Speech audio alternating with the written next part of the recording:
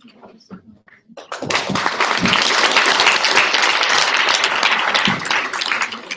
you, Maggie and Lori, and I'm from Orange County, so I concur. We're running a little bit ahead of schedule, which is always a great thing. It's a longer break for you all.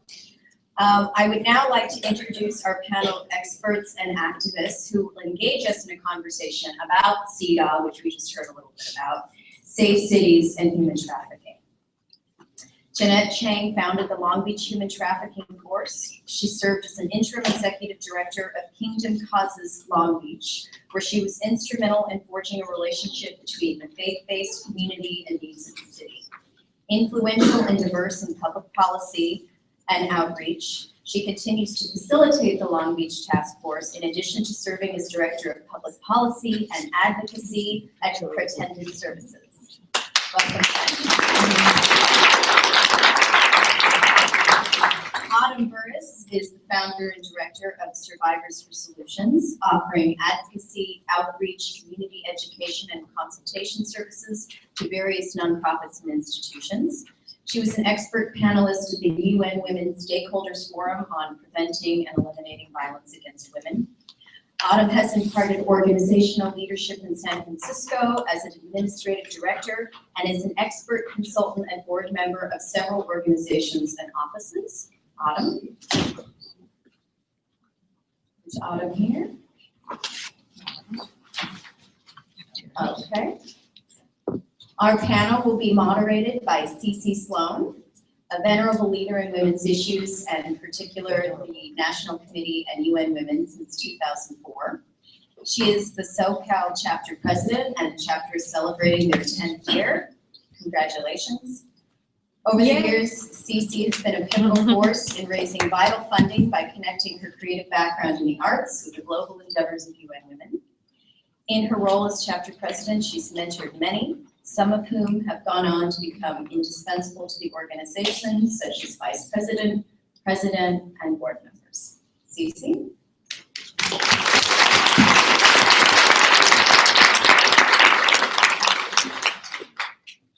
Thank you. Good morning, everybody. I was going to say good morning, ladies, but I'm going to say good morning, ladies and gentlemen. Thank you very much for coming. How are you all? Thank you for coming, particularly this early in the morning. For us Californians, that could be a trial on Saturday morning to be somewhere at 8 o'clock in the morning. But here you are. I'm sorry about our speaker. I wonder if someone could actually go to the hotel desk and call Autumn's room and see. I'll help if you guys want. Yes, please, Jan. What was her name again? Autumn Burris. Autumn Burris. Yeah, I know she's checked in. I spoke with her yesterday. So. She must have gotten this time schedule. Yeah.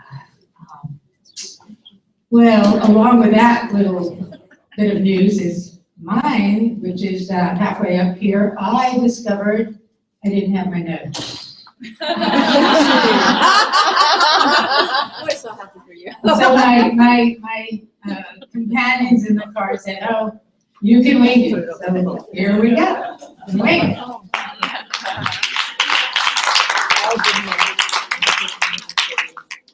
So human trafficking. That's what I'm going to talk about.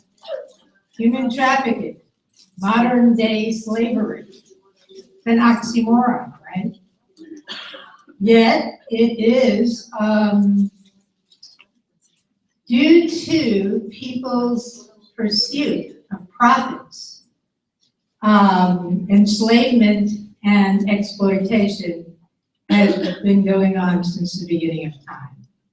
And once upon a time, there were two women, Lucretia Mott and the Grimsky sisters, so 3 of them, who worked very hard to, they were abolitionists, and worked very hard to abolish slavery, the African trade slavery movement, which took place from the 16th century to the 19th century. And it was abolished. And it is illegal in every country in the world to have modern day slavery. The figures are 27 million women are involved in human trafficking and modern day slavery. And, but it's been abolished. But here we are, we're at a conference, and we're talking about it. And is it because there are cities and countries that have not noticed? Well, we have a person here, Jeanette Chang, who did take notice and did start a task force right here in Long Beach. We might as well start with you. We're on the pursuit to find Autumn, and here she is. Yay! So I want to introduce Autumn and say that as Jeanette is working presently or founded, let us put it that way, that she founded the Long Beach Task Force for Human Trafficking. And Autumn has experience with this, and we'll share what she's doing presently about human trafficking and women who have had that experience. A guest that we don't have posted, but will come up and speak is Marilyn Fowler.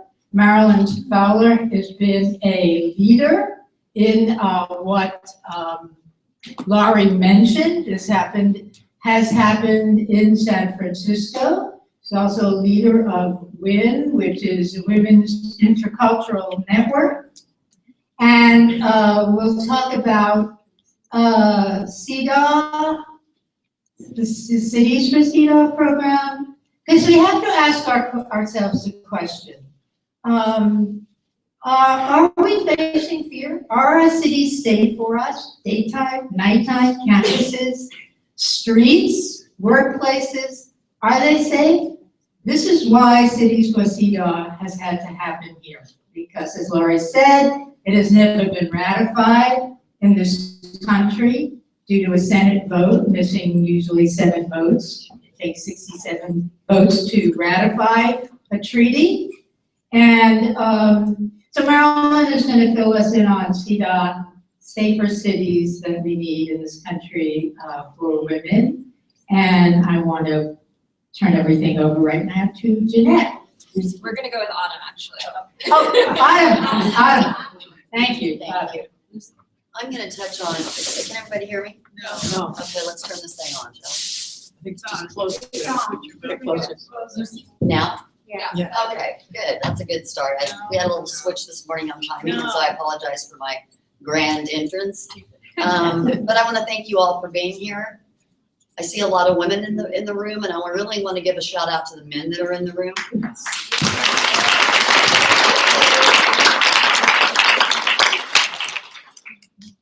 I want to thank the U.S. National Committee of UN Women.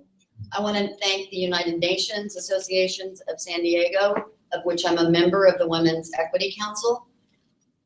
In particular, the president, Bettina Hausman, because she has helped me as a woman so much in my career. Literally out of the UN, in preparation for CSW 57, Survivors for Solutions, my for-profit organization began as I spoke to heads of countries and UN staff to prepare for the Commission on the Status of Women's 57th session. And I don't tell you that to toot my horn, I tell you that because I realized in that moment that I needed an organization. And I realized in that moment that being a consultant was not enough. And I wanted it to be survivor driven. I wanted the word survivor in it, and I wanted the word for solution in it. So that's what I hope to deliver to you today. I am very familiar with UN Women, and I am very happy to quote. I want to start out with a quote. It is a violation of human rights when women and girls are sold into the slavery of prostitution. This was by First Lady Hillary Rodham Clinton at the United Nations 4th World Conference on Women in Beijing, China, in September 5th, 1995. Yay. That was a long time ago, right? So what I talk about, because I do have a political science degree with a minor in human rights, and I use it every day. There's not a whole lot of people I know in the world that can say that, but what I like to talk about is how the prostitution itself denies women's rights. Women and girls, and human beings in fact, have the right not to be bought and sold, period.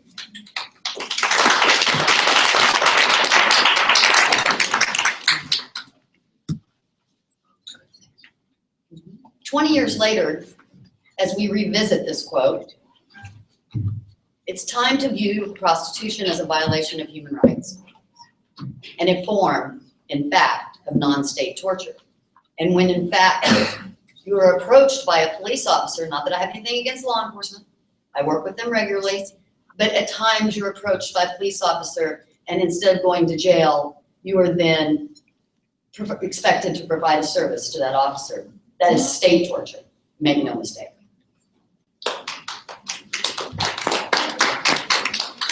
As a global society, state parties must act in accordance with established UN protocols to combat exploitation in all its forms. This includes the call to ensure equal rights of women and girls and zero tolerance for violence and exploitation of women and girls. As we move towards the Millennium Development Goals, which I will say MDG in the future because I don't have a lot of time to deliver what I need to deliver, and advancing United Nations Development Agenda beyond 2015, we have to realize that violence against women, particularly systems of prostitution and sex trafficking, diminish the possibilities of achieving gender equality. The expansion and focus on human trafficking waters down the simplistic fact that prostitution is simply where sex trafficking happens. They are linked. We cannot deny that. There are other legal forms of exploitation, such as the stripping industry and pornography and prostitution itself, that are all linked together with sex trafficking. While they may not be the same, they are inherently linked and inseparable, period. This is what we are not talking about. I'm the one that comes and talks about what we're not talking about, whether people like it or not. So anyway, that's my analysis. Without global systems of prostitution in place, fueled by the demand for sex, that means a sex purchaser. It's the currency that fuels the demand for sex, for paid sex of human beings, particularly women and girls, right? And I just want to say that the systems of prostitution in all its forms legitimizes male domination over women, socially, politically, economically, thereby creating a prostituted class. In order for women and girls to achieve equilibrium alongside men globally, the institution of prostitution must be realized as a violation of human rights, whereby is it unacceptable and unlawful for humans to be bought and sold. Human rights denied. From negotiation to completion of the Persons Sex Act, dignity and equality guaranteed by the Universal Declaration of Human Rights are violated. Equality is violated by the unequal power dynamic between the oppressor and the exploited. Dignity is denied to the exploited from negotiation to the completion of the act. For example, the feelings of degradation that arise when verbalizing sex acts, feelings of and placing a price on what is intended to be priceless, and about love. To acknowledge the personal violations that would soon take place, and then while enduring compensated rape, which prostitution is, realizing that it might happen again, you'll be bought and sold again, and within an hour or so, someone will purchase you yet again. There is no equality, no dignity, no autonomy, and no physical security, and that's how your human rights are violated. This is no life for a human being. As a survivor, I can assure you. Security is denied as the exploited essentially has no control over the buyer. For example, one evening I got into a late model truck with a male sex purchaser. This was way back before the internet. I'm gonna date myself here, okay? There was no cell phones, no internet, you know, it's sex trafficking and prostitution are happening differently now. So imagine, you know, 25 years ago or so. I got into a late model truck with a male sex purchaser. A few miles down the road, it became clear that I needed to exit the situation in order to survive. So I decided that I was going to jump from the moving vehicle at about 40 miles per hour. And I reached for the door handle and realized I was locked in. There was no door handle. The panic I felt, knowing what was sure to come, was unbearable. Prior to being discarded like a piece of garbage onto the road, I was raped and beaten beyond recognition. This incident is not an isolated one, rather a common occurrence in prostitution, as evidenced by working over the past 17 years with survivors. And what I want to add to that is that not only when I was dumped on the road like a piece of garbage, I got into I dusted my knees off, I was beaten to where my eyes were huge, and someone picked me up within the half an hour. No one ever asked me what happened. No one ever took me to the hospital, and then it happened again and again that same night. I want to give you a chance for me to do a time check, and I want you to just take a deep breath, because that's a lot to take in, isn't it? And plus, I just walked in the room, so let's just take a pause. Let me do a time check. Okay, perfect. Thank you for your testimonial. You're very welcome. What was it local?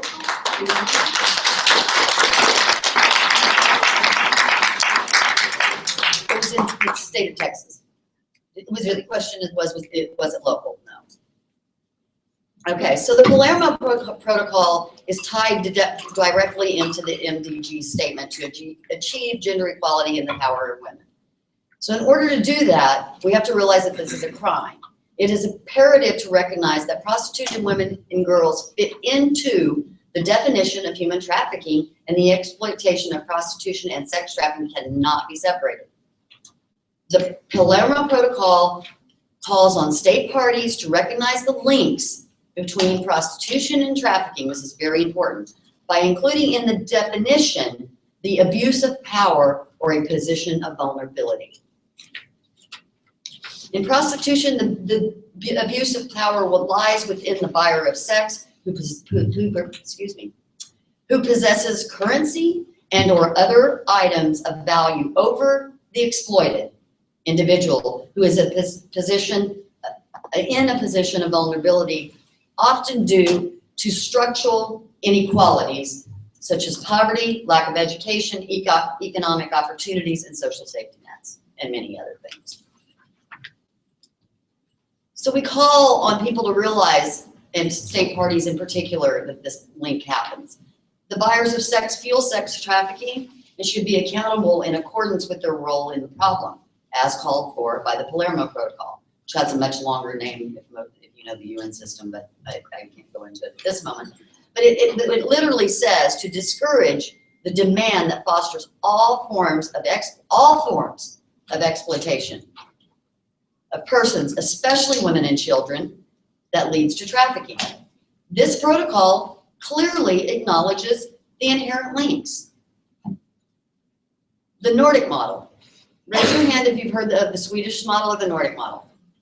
Right on, that's pretty good. I'm the California representative for Space International, which is survivors of prostitution and abuse calling for enlightenment. We're a worldwide organization that works to push the Nordic model worldwide. For those of you who haven't heard about the Nordic model, I'm going to briefly cover it. And the bottom line is it's a set of laws and policies that penalize the demand for commercial sex while decriminalizing the individuals that are exploited in prostitution and providing them with exit services if they choose to exit, including help in gaining, services of support. It's recently been discussed in the parliaments of France, Ireland, Northern Ireland, Scotland, England, Canada, and Wales. It is already in Iceland, Norway, and it started in Sweden in 1999.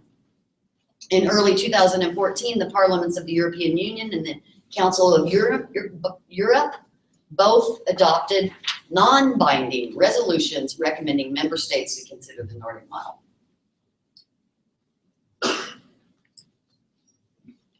I want to leave you with this quote. And I want to leave you with a couple of things to think about before I go into the state legislation very, very quickly. We have to understand it's like an economic model. How many in here have taken economics? I didn't like it, but anyway. And I want to say before I go into the economic model piece, from my head and my heart, I work for that person that's on Long Beach right now being exploited. On the street, over the internet, in the brothels, all over the world. That's who I work for. That's what I've done for the last 17 years. But when we think about solutions, because I have a business called Survivors for Solutions, not Survivors for Problems. We know the problem, we stated the problem. The solution is like an economic model where you have a distribution up here, which is the trafficker. You have the demand here, which is sex purchasers.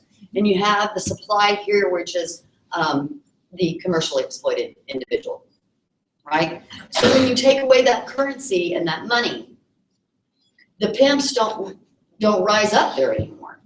Excuse me, I don't like the word pimp. Let's go back to trafficker because I call it what it is. So the traffickers don't rise up to that occasion, and the exploited get to exit if they wish to do so. So that's how we make solutions. We stop it where the currency is. It's a no-brainer. I have to quote myself because this is something that I like for people to know. There isn't always a trafficker, but there is always a sex buyer. In the spirit of time, I'm going to cover some just real quick legislation because my two favorite things to work on are developing survivor leaders, since I'm obviously been in it a while and am a little older. I like to bring up younger survivors, newer survivors, and help them be where I am. And the second thing is public policy, because that's what I went back to school for, and that's where I feel like I can make the most change as a survivor. So right now, there's an urgency. There's an urgency for policy.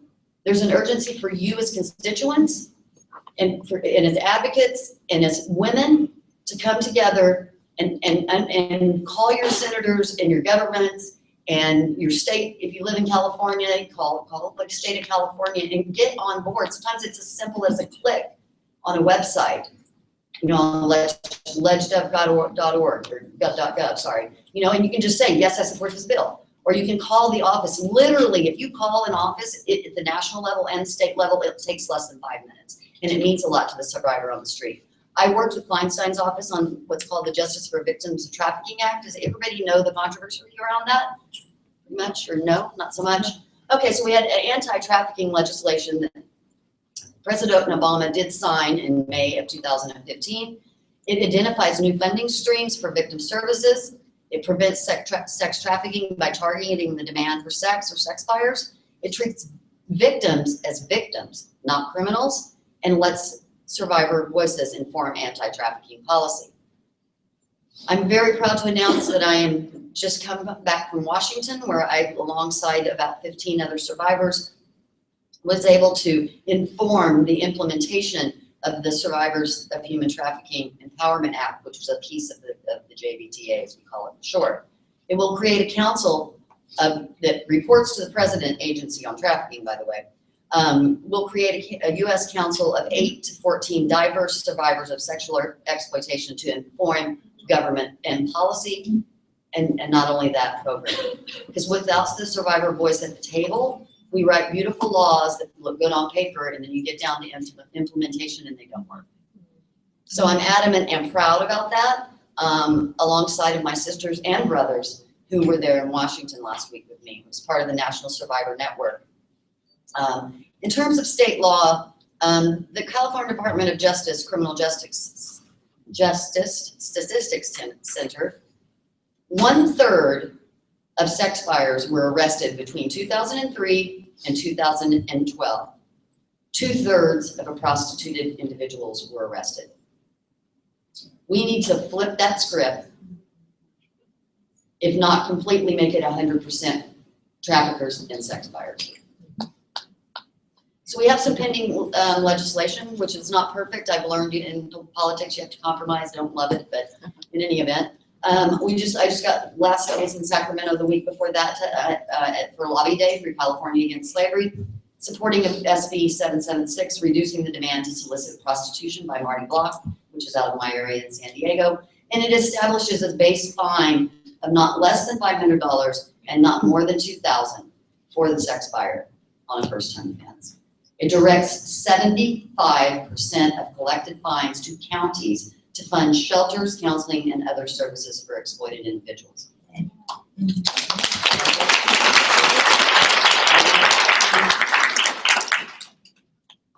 So what that means is, in my jurisdiction, which is San Diego, what happens is a sex buyer is arrested, and they're not often arrested because we know the numbers that show up. And when they do, they pay a $200 fine and go to a 2-hour class. And it does not go on their record. This is in lieu of prosecution. Hey, I'm all about education for sex buyers and everybody. That's not a problem, but not in lieu of prosecution. Then what happens is one of my survivor sisters, Kathy Hardy from Freedom from Exploitation, provides all of the services to the women who are picked up to try to help them exit, and the county puts the money in the general fund and does not pay her. So the challenge is, as we try to place people, I place people from all over the country, especially high-level corruption cases that people don't know what to do with. And I can tell you that our funding, and I'm sure you'll talk more about this, is so low in terms of sheltering, counseling, and all other services for exploited individuals. The PTSD is high, these cases are complex, the fear, and all sorts of other things. I'm gonna move on real quickly to SB 420, which seems like a very basic thing, but it's very, very important. And on both of these pieces of legislation, if you're in California, you can call Block's office or Huff's office. Block would be SB 776, and I believe SB 420 is Huff. And just say, I support this bill, period. So existing law in the penal code in California is 647B. It categorizes the victims of sexual exploitation, including children, with the same criminal offense as the individual who purchases the human body for the purpose of sex. It's pretty barbaric, isn't it? So in other words, a sex buyer gets 647B and an exploited person gets 647B. This legislation is a kind of a first step in moving into a different direction, right? It will appropriately differentiate the victim from the perpetrators that fuel trafficking with their currency. Recognizing that sexually exploited individuals are driven by a myriad of vulnerabilities and not choice. According to a study by Dr. Farley, of 854 prostituted women in 9 countries, 89% wished to leave but had no other option for survival. That doesn't sound like choice to me. So in closing, women's rights are human rights. We established that over 20 years ago. Most of us in this room have probably fought one way or another for women's rights as human rights.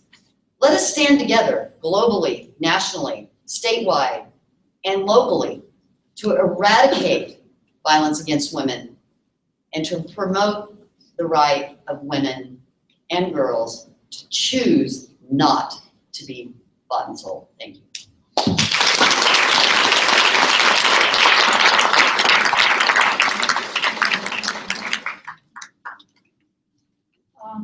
I want to thank them very much. For me personally, in the way I look at empowerment, I think she epitomizes the system of it, which is, to experience a trial or tribulations in your life and to find the tools to make life better for yourself and for others in your community, to me is a true empowerment. You are that person. I would like to introduce Jeanette Ting, who will tell us about her approach for human trafficking through her task force. Thank you so much. And you always just want to follow Autumn. So I'm actually going to bring up reinforcements because the Long Beach Human Trafficking Task Force is a collaborative group of different stakeholders from the community, and I actually saw 2 of our core members here. So I would like to share the stage with only 1 seat, so I'm gonna pick the woman. Sorry. But I see Patrick, and he can stand. He's part of our core team for the Long Beach Human Trafficking Task Force. I know he's on the board for the UN Women's Chapter. So thank you. He's one of the men here, and he's a great force in Long Beach. But I would like to invite Virginia Sart up because she's just as much an expert and part of the Long Beach Human Trafficking Task Force, part of the founding members in 2011 and 12, and we're having conversations. So she's here, and be sure.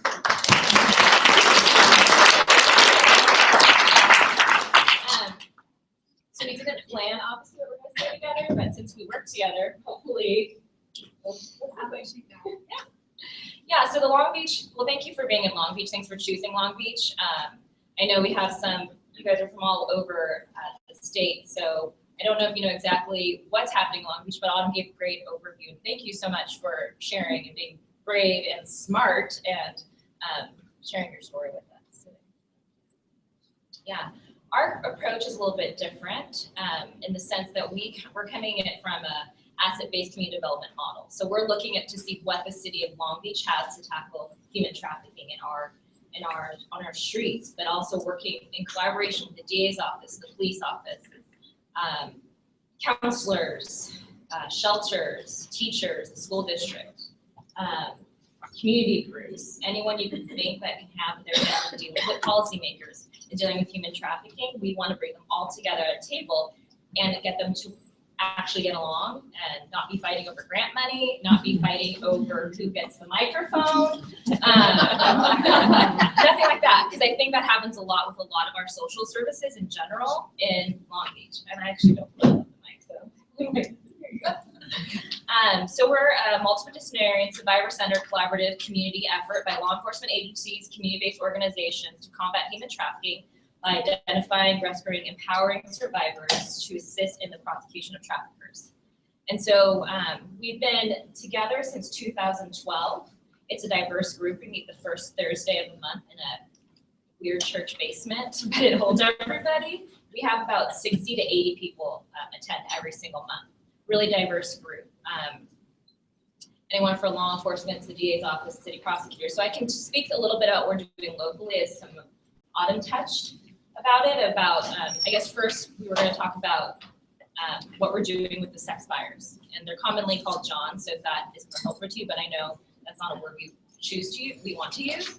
But Long Beach is a really important city because we're still part of LA County, for those of you who were debating it earlier. It's not Orange County, and because we're part of LA County and we're a little bit removed from them geographically, we don't always get all the resources and the funding that they get in their little areas and pockets. But we have an airport, we have a port, we have a really one of the most diverse cities in the nation. And so we got together because LA wasn't always paying attention to us. They have their own Metro Human Trafficking Task Force, but we needed people on the ground, boots on the ground. What are we doing? We have FBI offices here. We have all these great services that Long Beach provides, so how can we get together and work together?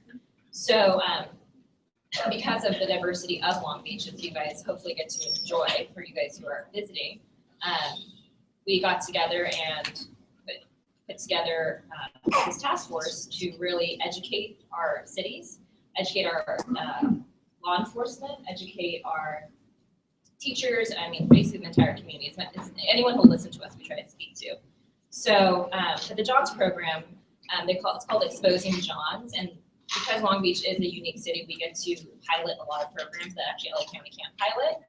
So we're actually piloting the Exposing Johns program with the city prosecutor's office. It's been going on for about 8 months, but we do have fines and we do have penalties. We've come a long way since we started in 2011. Now it's 2015, and our law enforcement everyone works together. They weren't talking together before.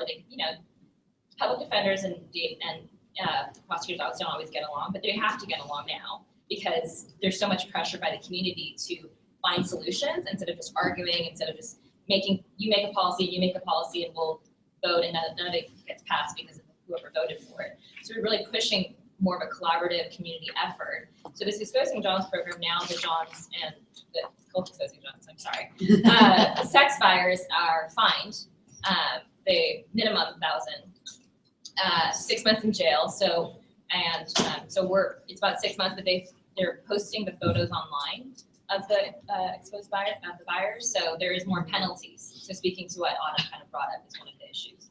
Another issue that we are doing is a diversion program, and we're also piloting that. It's about a few months, and so the girls, when any officer picks them up, we'll treat them first as victims, the victim-centered approach. And it's not just the young victims, it's any victim of prostitution. And we'll offer them a diversion program. So diverted services is what they call it, and they will not get a conviction if they agree to receive some of the services of ELF, which is CAST LA, which is Saving Innocence, which is basically case management, and won't go on their record. So I think you know from how the nation's working, Long Beach is one of the only cities that gets to do this and has been doing this, that really sees it as a community issue that we're gonna deal with, and we're gonna come around the women.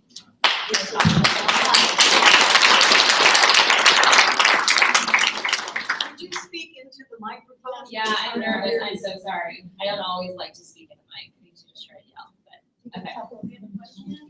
Okay, I actually wanted Virginia to share a little bit about the task force and kind of the history behind it, because we're a collaborative center. So, hello everyone. So I did not expect to be up here this morning, so thanks for that. Jeanette and I actually facilitated the very first task force meeting in Long Beach, so it's great to be up here with you. So thank you. And as she said, we are a partnership. It is a collaboration, and we follow the federal government's 4 Ps. So we look at prevention, prosecution, protection, and partnership.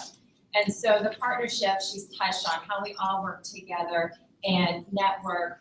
It is really incredible to see some of the programs that have come out of this, such as the diversion program, just by getting everyone into one room to speak once a month, and they connect, they network, and then they go off and they work together. So we may not be sitting there with pen and paper going, okay, how is this diversion program going to work in our meetings? But they are taking these ideas and they're going off and doing those together. So that's the partnership. We have then what we do in our meetings is we break up into the other 3 Ps, and everyone kind of focuses on that. So we have the prevention committee, which Patrick actually leads. And we put on events in the community to help with education. We help with speakers at different organizations. Last year we did a huge event partnering with the school district and with the PTA to raise awareness about the issue. And it was, we had about 500 people come.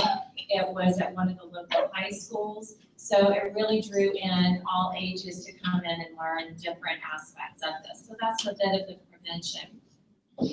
We also have the prosecution, and that is where the law enforcement come together and speak along with probation. We have the district attorney's office, city prosecutor. We also have city officials. Actually, Suja Lowenthal, who will be here later, she sends her representatives sometimes as well. So we work closely together with all those aspects to talk about what are some of the legal issues, and also what's coming up as far as policy and how it might affect the work that we're doing in Long Beach. And then the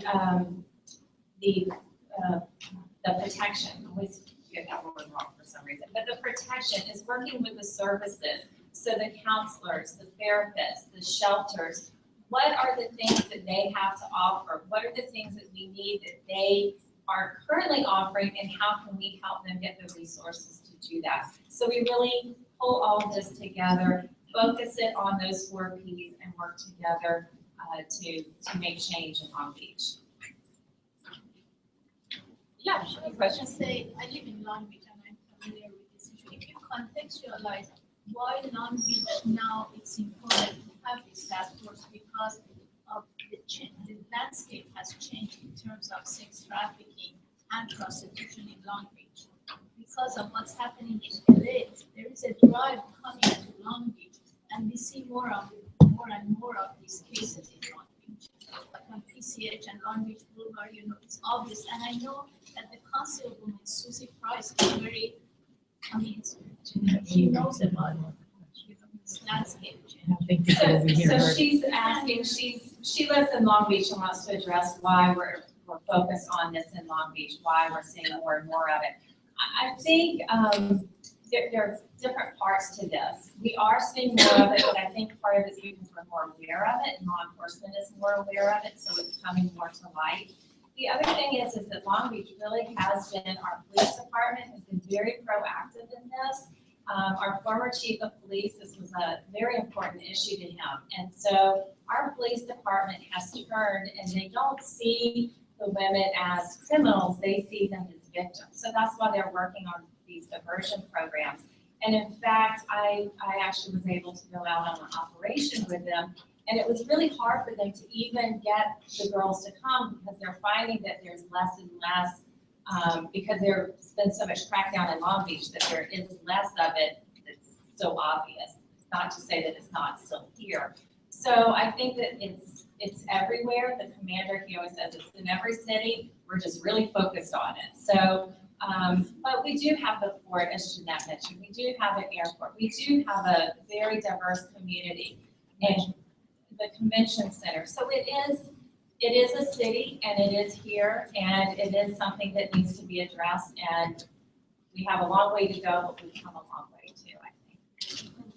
And then also, I think Long Beach is a very progressive, educated city. So I think now we brought it to the attention, and everyone, especially with President Obama, making it law and speaking about it, making January National Human Trafficking Awareness Month. I think just in general, the nation is becoming more aware. So Long Beach is more aware, but we've heard through the grapevine that people are finding out that Long Beach is a very strong city with anti-human trafficking efforts from our law enforcement. If you talk to any, like our lieutenant, our sergeants, if you talk to them, they have kids, they have little girls, so they wake up like ready to make sure that they do their proper duty. They work really hard. If you meet our vice team you'll meet them and you'll be like, oh yeah, you want them to be your vice squad. I don't know what your city's vice squad looks like, but some of them aren't as proactive. It's harder to prosecute. It's harder to kind of do the due diligence for some of these cases. And they talk to other officers from surrounding cities, and they're not always super impressed with that it's not happening in our place. And we just say, look at Backpage. It's a website. You can find any city.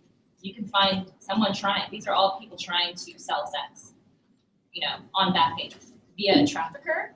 And they're young boys, they're young girls via trafficker, or just themselves trying to do it. So it's not, I've heard certain cities just refuse, or they just call our guys up there and say, can you help us? Because they don't even understand how to prosecute a case. They don't understand how to do a sting. They're not trained, and so we need more training for our officers and for our service providers as well. So. Jeanette, thank you, and Virginia, thank you so much. I think we will have some questions, but I do want to have Marilyn come up and speak and talk about this very powerful project of Cities for CEDAW, what she's done in San Francisco, and how she has helped us here in Orange County with Roopsie Berman, who is working on our Cities for CEDAW project here in Orange County. So Marilyn, please join us. And I think we'll be having a little bit of networking time before we all scoot off this afternoon to speak to some of our wonderful presenters today. So maybe hold the question for a bit.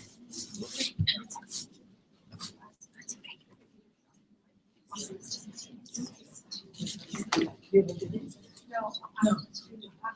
Oh, okay. We have a video. Marilyn. Yeah, Marilyn Fowler from San Francisco, Cities for CEDAW, Women's Intercultural Network. Thank you. And I'm kind of a late addition here, so I said, I'm happy to do 5 minutes on cities for CEDAW, but 5 minutes is harder than 30 minutes, so just cut me off, because I have a tendency to go on, and I've been there, yeah. right. And I want to thank UN Women. I have to tell you that I have been going to these conferences since the first one, 1975 in Mexico City. I was a child. Did anybody else in Mexico City? Did anybody go to Copenhagen, Nairobi, Beijing? Right. And I was looking back here at some of the stuff I brought with me, and of course, Beijing was the ultimate. And Elahi Amani was there with me. Elahi is actually why I'm here today. I came up to Long Beach to meet with the Iranian Women's Circle. And they are all here at a table. I want to give a shout out to them. What I wanted to say about UN Women, since I have been around all these years, is since UN Women was put in place at the UN, I have seen a difference at the UN.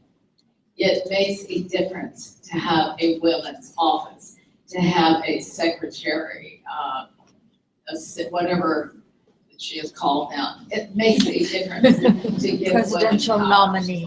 It has made a difference at the UN. So I want to give a shout out to that.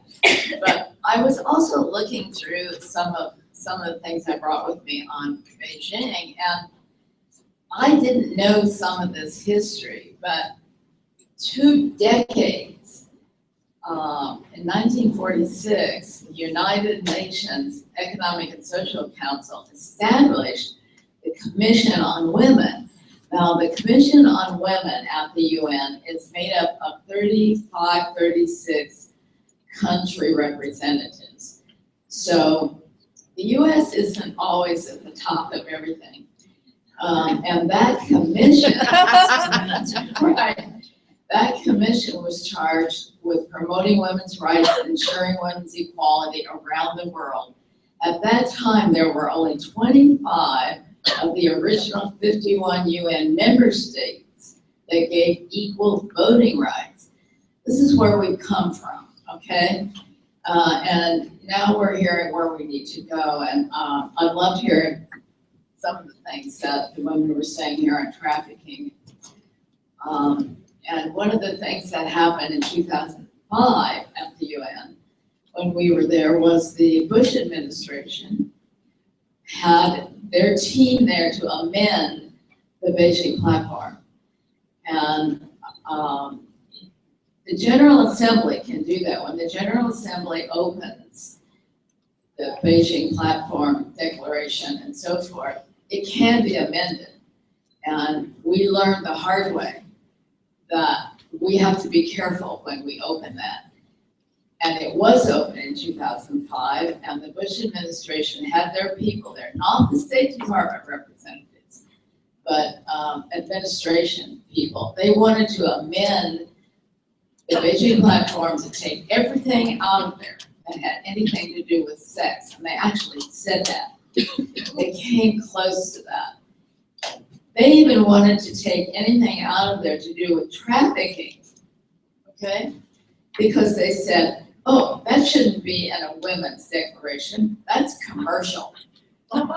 So we're not home yet, yeah, we're not there yet, as Hillary told us. And one of the reasons that we didn't pursue a fifth World Conference on Women was because if we open the Beijing Platform for Action, many, many women around the world will lose their rights. And that kind of brought us back to the cities for CEDAW. And the woman at the UN who is head of the NGO CSW, that's the Committee on the Status of Women in New York, Soon Young Yoon. How many of you know Sonia? She gets around. And she is amazing. We had lunch with her last week. She comes out, she'll come to your city and talk about CEDAW. She's the one that's pushing this through. As you know, the US has not ratified it. We are the only, I don't know what we're calling ourselves, developed country, I don't know about that. But we're the only ones that have not ratified it since Jimmy Carter signed it in 1979, I think it was. A couple of weeks ago, guess what? South Sudan ratified it. So, Sonia came up with this idea last year, and she said, you know what? Let's not wait for Congress. Let's do it at the cities. So she came out to San Francisco, since we were the first city to actually implement it. Los Angeles has also had an ordinance. They are now implementing it, and I think you're probably going to hear about that. I love Mayor Garcetti. He is doing amazing things with a lot of things, but he is taking CEDAW to the highest level of implementation. So you'll hear about that. So what is Cities for CEDAW? It is a plan to have, we started out by saying we want 100 mayors to sign a resolution agreeing to push for a legal ordinance. And CEDAW is different from ERA. It's different from the Beijing platform. It covers everything, but it's a legal ordinance. And there are several principles. You can find that online, of course. You just go to CEDAW. But our plan last year, we did a panel at the UN. And we had, we couldn't get some of the big city mayors to come fly to New York because at that time, the mayors we asked were all under ice and snow. So we got Shelley Welch, who is the mayor of University City, Missouri. She came in and she's our poster girl mayor. She, in red state, Missouri, they now have 2 mayors who has signed resolutions that are going to push for ordinances. Kansas City, Missouri, and University City, which is a suburb of St. Louis, right next to Ferguson. So they're pretty busy right now. So we're looking for mayors in, we have 250 mayors signed the resolution, by the way. We're not sure they know what they signed. But they did sign. That's okay. Okay, so what we want you to do is to go back to your mayors, and we have a list. You can get all the information you need from us. If you go to winaction.org, you'll come to our splash page. There was a link that goes right into Cities for CEDAW. You can sign up, and of course, we know you all are going to move on this very fast. Orange County, it is Rupsie here? Yes, yeah, I'm right here. I'm right here. Okay, right. Orange County has 34 cities, and they are organizing already. They already have a team. We want all of the cities in whatever form you can do this. I want to also shout out to Louisville, Kentucky, who moved so fast. Mary Sue Barnett put together a team there, and they had a resolution signed by Mayor Greg Fisher. That's a very red city. So we expect opposition. We haven't had any opposition yet, okay? Because this covers all women's issues. It covers ERA, it covers the Beijing platform. It does not talk about abortion, okay? So we should not have opposition, but we want all of the cities in the United States working on this, implementing CEDAW as a legal ordinance because other countries think the United States doesn't care. And we don't need Congress on this, we just need you, okay? Leadership doesn't.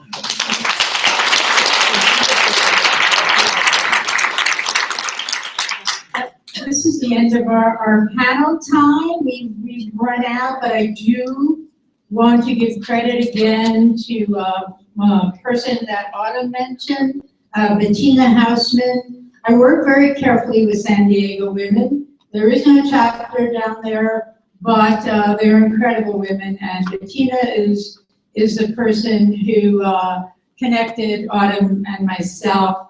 I also want to thank Billy Heller. Marilyn, you know her.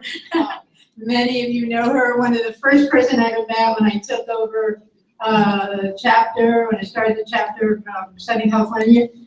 Billy Heller started working on CEDAW 35 years ago. She'd be here today. She's just a bit too frail to be here, but I did speak with her, constantly thank her, went to her awards that Feminist Majority gave her, distributed at CSW in 2010, all of the CEDAW DVDs that Feminist Majority made up for me to give out there.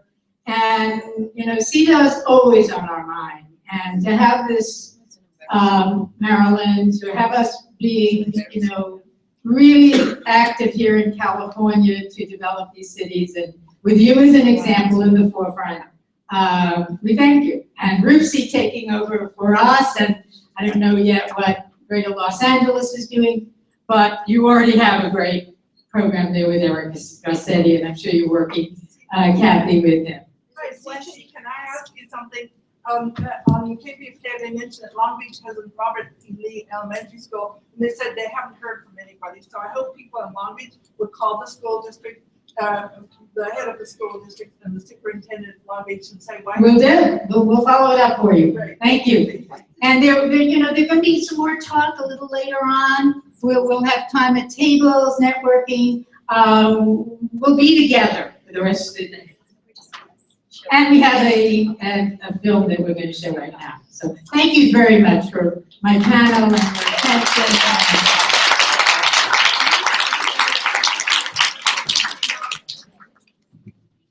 We launched our flagship Safe Cities Global Initiative to encourage innovative, locally owned, and sustainable approaches to prevent and respond to sexual harassment and other forms of violence against women in public spaces. Today, we can share many successful stories around the world from these cities. 21 cities and counting have now joined the Safe Cities initiative. But perhaps the most important result is that together with our many partner cities, women's groups, civil society, UN sister agencies, and the donor community, we have ensured that ending violence against women in public space is part of the new development architecture for the next decades.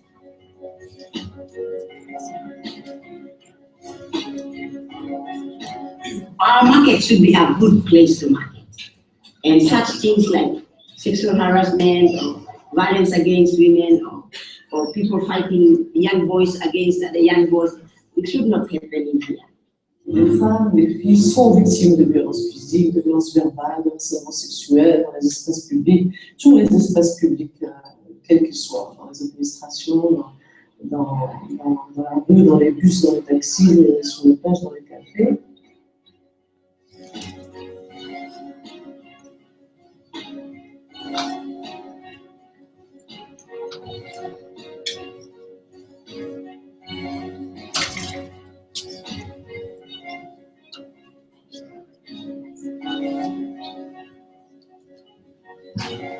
The collaboration with the UN Women's Global Initiative allows us to identify what these obstacles might be and develop ideas for solving them.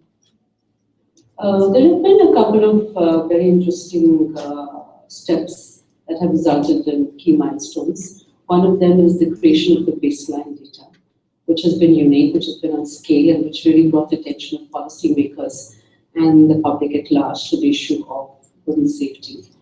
The second issue was also looking at the issue beyond just the Department of Women and Child, that it was not the responsibility of women alone to look at issues of women's safety.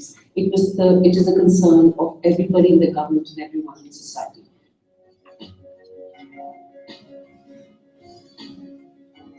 أنا اسمي مونينا، لسه بدرس في كلية آداب، وباجي هنا مع سيف أورجانيزيشن. إحنا جايين نعلم الأطفال، نديهم توعية عن التحرش الجنسي للأطفال، ويهمنا قوي إن هم يوصل لهم إن هم لازم يقولوا لأ ويبلغوا، وإن هم ما يسكتوش عشان هم غاليين قوي. النشاط بيختلف من سن لسن. بالنسبة للكبار بنلجأ أكتر إن هم يطلعوا كل حاجة جواهم.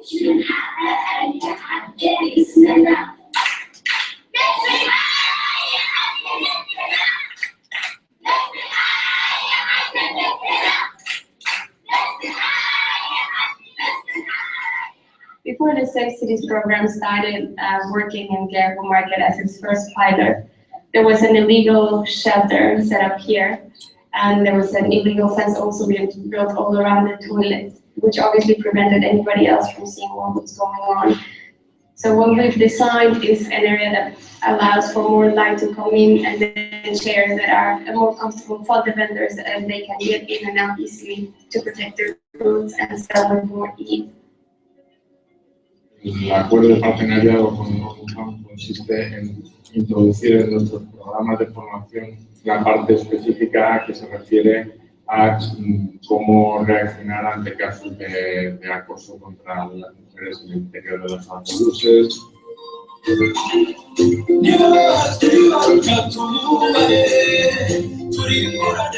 event of today shows once again how creative arts play a key role in making our common message stronger and more effective.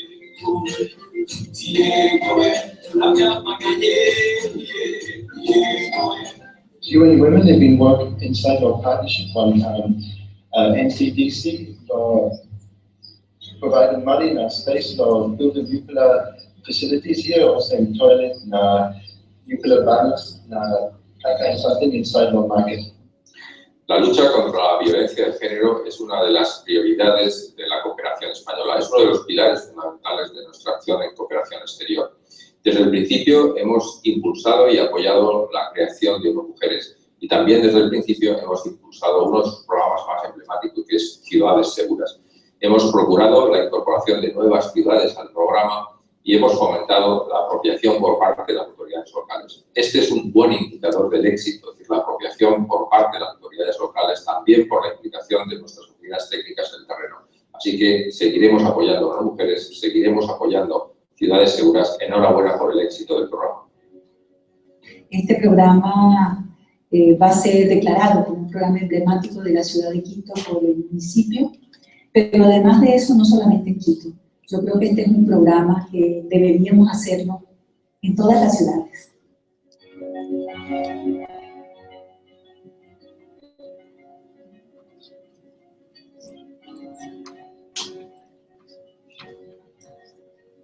Thank you again to our panels for not only sharing the truth, but for engaging in this very important fight. We're going to take a quick 10-minute break. Before we do, I'd like to take the time to thank our very generous sponsors who helped make today possible: Jet Loves Inc., J Hills Dapping Services, honeylove.org, and Makeovers That Matter. Feel free during the break to continue bidding on the silent auction, which closes at 2, and engage anybody in the room, as well as our exhibitors. Thank you.